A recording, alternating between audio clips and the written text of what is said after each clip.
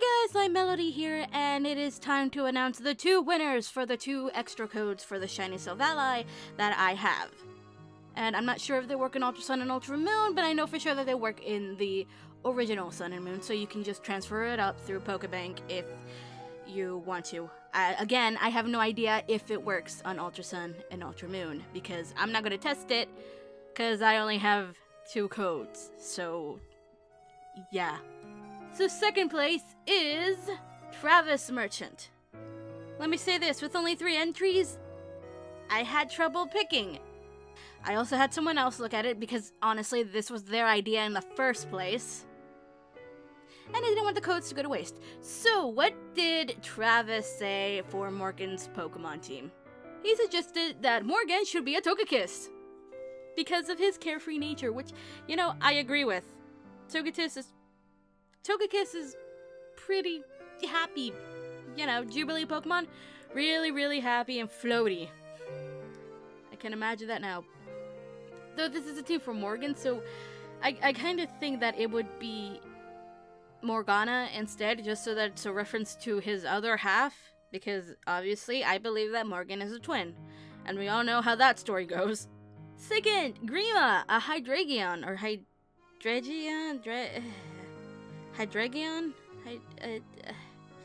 I don't know. But, you know, Grima! Morgan is a child of Grima. It makes so much sense, and it's a dragon. You know, dragons. But it does make sense. It's a dragon, I believe it's a dark type. It is freaky with 3 heads. Yeah. It fits with the name Grima to a T. And then he's just a Salazzle, and the Salazzle is Sevra! Of course it would be Sevra. It makes total sense, especially with the whole chili thing. Yeah, you still ate it, even though she threatened you with it. Okay, I just like her food, okay? Anyway, after Sevra the Salazzle, it's Lucy! she's A Lucario! yeah, honestly, it kind of does make sense for Lucy. Yeah, it makes sense for Lucina. A Lucario, they're pretty strong, agile, fast, good at fighting, even though it's a fist instead of a sword, but it still makes sense. And the whole thing with Aura can kind of be representing of strong bonds? I'm not sure, though they say it's probably a representation of Blood of the Exalt, which I can kind of see that, yes. And they're both blue, so that's also a factor. Not that it should count, but still, it just makes sense, because they're both kind of proud people? Not proud, but let's say extremely loyal and destined to do something. And yes, I'm referring to that Lucario in that movie. After that, they have Noray, who is a Decidueye, and oh dear lord, this actually fits so well, because Decidueye is basically Robin Hood. And what is Nor? An archer! This makes so much sense. And it's Grass Ghost, and I think Ghost kind of works because, well, obviously she is the daughter of Tharja, who is sometimes very, very creepy and stalkery. And doesn't mean that Nor has that same sentiment, but it's just like maybe a little bit. It's a nod, okay? It's a nod to Tharja, in a way. And lastly, they have a Jolteon, who is Gaius? It's a strange combination. If Gaius was anyone, actually, I have no idea what Pokemon would be Gaius, honestly. Off the top of my head, the first thing that came into my mind was actually a Slurpuff, so that's just me connecting the whole Sweets thing together. But anyway, they said a Jolteon, and it's from their own playthrough of Awakening. Apparently, Gaius was, dear God, is that, wow, a movement speed of 10 when paired up? That is insane. How? This is an extremely powerful Gaius. What did you do exactly? This is me wondering. Actually, well, it's probably not that hard because Awakening has a flaw in it when you change classes. So it's not impossible. But what did you do, man? What did you do? I don't even know. So, yeah. So the reason's basically strong and fast. Yeah, that's Gaius. That's the Gaius in your playthrough. I mean, it makes sense. I mean, Morgan over here is from my first playthrough of Awakening. And obviously you guys know who I married. It's not that hard. Anyway, that is our second place winner. Our first place winner is just another Fire Emblem fan. I'm surprised that you guys kind of agreed on one Pokemon in particular. So just another Fire Emblem fan, you suggested Morgan as a Sylveon, who, again, it'd be kind of weird if Morgan has a Pokemon named Morgan, so we're going to switch it to Morgana just because it makes more sense. Yes, I do like the Morgan twin theory thing. That was actually my favorite theory that I have ever made. So I'm sticking to that. And we're making it Morgana. And again, cheery and cute is the exact same reason that Travis chose Togekiss. It's the same reason. Just another picked Sylveon. And it makes sense. And they're cute. They are really, really cute. And ribbony. And so adorable. I gotta stop talking about Sylveon. Anyway, they picked this Eevee to be a Sylveon, so that is their Eevee choice. Now, we have Hydreigon again, which is going to be nicknamed Robin. I mean, how do you have a Morgan or a Morgana without their parents? I mean, really? Really? How do you do that? You don't. Funny thing is, they also mentioned Grima because Grima reminds them of a Hydreigon. And since Robin is part Dragon, it means they're Grima. I mean, they are Grima. I mean, they are Grima. God freaking damn it. Time travel. Anyway, after that, they have Mimikyu. And this is Lucy! This makes a lot of sense in this case. This does make sense. The reason it makes sense is because Mimikyu is pretending to be a Pikachu. And you can relate this to Lucina, who pretends to be the Hero King Marth when she goes back in time. It makes sense. I love correlations like that. It really does make sense. Though the only difference is that Mimikyu hates Pikachu. Except my Mimikyu looks up to Violet. Vivi, the Mimikyu looks up to Violet. We will leave that at that. But usually most Mimikyus hate Pikachus. But Lucy doesn't hate Marth. After all, she is a descendant of Marth. So I don't think she hates him at all. She just chose it because, well, Marth basically is a light of hope. A giant light of hope. So Lucina picked Marth because he would bring, well, probably a lot of hope and fix the world so that it's not hell when it's her younger self's turn to grow up. And, you know, stop the whole killing Chrom thing. But, yeah, it makes sense. And I approve of this. Up next is a Gallade. And who could this be? Why, none other than Chrom. And this makes too much sense. I'm sorry, noble Pokemon. Sword. Swords. Protects you. It's only evolved from the male. When it mega evolves, it has a goddamn cape. Is there anything else that I'm missing? Oh wait, it can be shiny, and it's shiny as blue. This is perfect. Ah, I should have named my shiny Chrom instead of Johann. I'm an idiot. Oh well, I will shiny hunt for another waltz. Taking forever because shinies are hard now.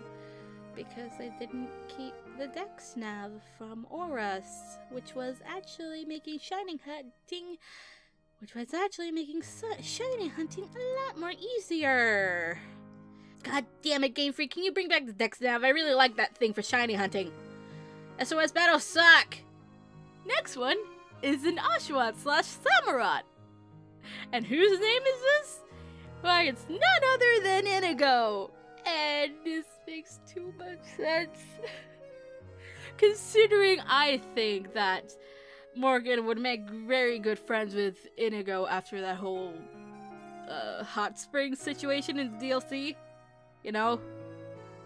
That little conversation, which makes me feel like, why did they not give Morgan and Inigo an actual support conversation? I would have loved that. I really think that Morgan would kinda look up to Inigo. Just like the way he probably really, really does look up to Wayne and is part of the Justice Cabal. And the favorite characters, are you kidding me? But yeah, they picked an Oshawott as Samurott because of the Pokemon anime, which is the black and white anime, which frankly a lot of people did not like. I am assuming that. I have heard that not a lot of people liked it because it was a soft reboot, kinda. I mean, I understand why they did it in the anime, because it was trying to be like the games, which was in turn a kinda soft reboot for the Pokemon games. But I don't think they should have done it for the anime, because then things become horrible.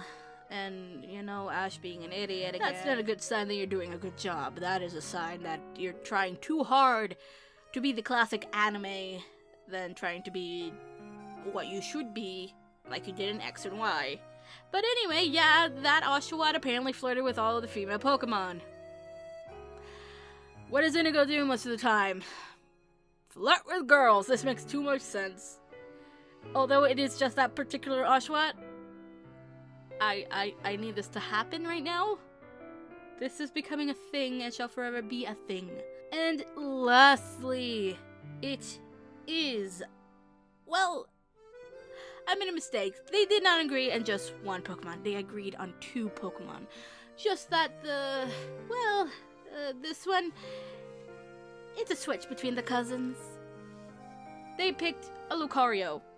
So they thought it would be best for Owain, and Owain the Lucario. This makes so much sense too, and I just like... let's just say, this is what they said. Lucario has a lot of overly flashy and cool moves, and it can also Mega Evolve, gaining power based off the bond with its trainer, like how Owain names his weapons to make them more powerful. I don't know how to explain it more than that. It's basically a perfect match. My original plan was to kind of merge the 2 winners' ideas together and make a team from that. And I don't know what to do now because I'm conflicted.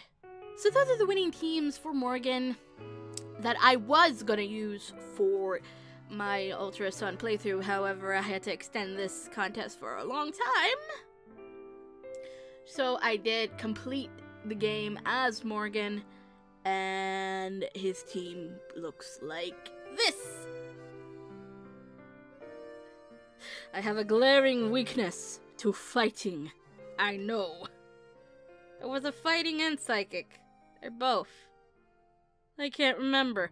But I know I have a glaring weakness, but I can't help it. I never in my life thought I would use an Inkay. I never thought I would use Litten as an Incineroar because I don't like Incineroar, but it's kind of growing on me. I still don't like that it becomes bipedal. Still don't like it. Game Freak, can you give me a kitty that doesn't get on 2 legs? Please. And really, I think they should have just went with the firefighting for Incineroar. It makes much, much more sense. But let me answer just another Fire Emblem fan's request of wanting me to let's play the game on my channel. I might in the future if I can get my new 3DS to work, because I ordered one off eBay and, well, I need to figure how to get that shit recording without a capture card, and my computer's a little bit out there. She's weird, so my brother and I have to figure out a way to get this to work without messing everything up. So if we do, you guys will probably see a test video somewhere, maybe in January, who knows? I have to figure out what I need for my computer in order for that to work. To the 2 winners, I will be messaging you on YouTube your code unless you want me to email it to you or whatever. Leave it below with what way you want me to tell you the code for your shiny Silvally, and I will send it to you in that way, whichever way you prefer. So with that, bye-bye. I will see you guys on Wednesday when we start Chapter 6 of Danganronpa V3, which is the last chapter of the game. And don't worry, Brady, Brady, what did I say? Brady, I meant Jerome, damn it. I'm thinking of other stuff. When I'm working on the Jerome one, it's just that, Cherche is the most powerful unit that I have seen. She's apparently very overpowered. So I am at a standstill right now, and I'm trying to figure out what the hell am I supposed to do to avoid another Inigo situation. But anyway, bye-bye!